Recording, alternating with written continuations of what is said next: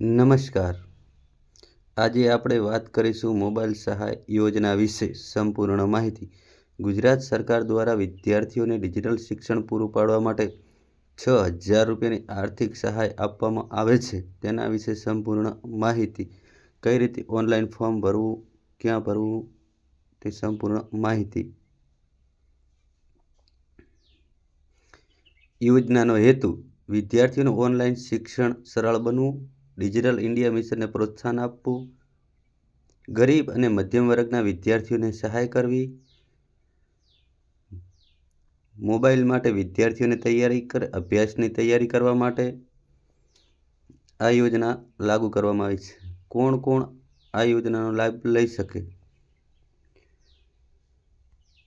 આ યોજના ખાસ કરીને વિદ્યાર્થીઓ માટે ગુજરાત રાજ્યના નિવાસી વિદ્યાર્થી હોવો જોઈએ, માન્યતા પ્રાપ્ત શાળામાં અભ્યાસ કરતા હોવા જોઈએ, ગરીબ અથવા મધ્યમ વર્ગી વિદ્યાર્થી હોવો જોઈએ.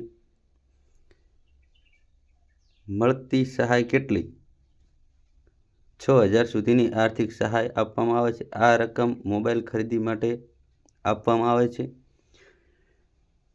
મોબાઈલ ખરીદી કર્યા પછી વિદ્યાર્થીના ખાતામાં ડાયરેક્ટ ડીબીટી માધ્યમથી જમા થશે.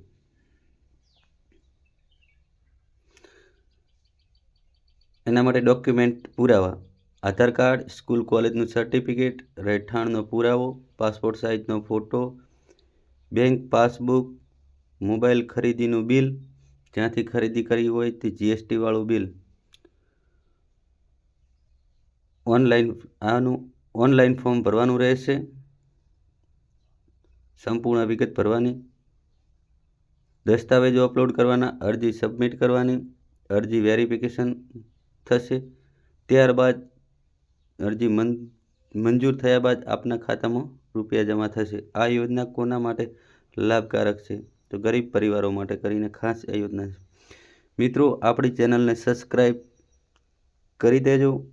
સબસ્ક્રાઈબ કરવાની બાકી હોય તો આવી જ સરકારી માહિતી, ગવર્મેન્ટ, પ્રાઇવેટ નોકરીની લગતી તમામ માહિતી આપણે વિડીયોમાં મૂકીએ છીએ, તો આપણી ચેનલને સબસ્ક્રાઈબ કરી દેજો. Thank you so much.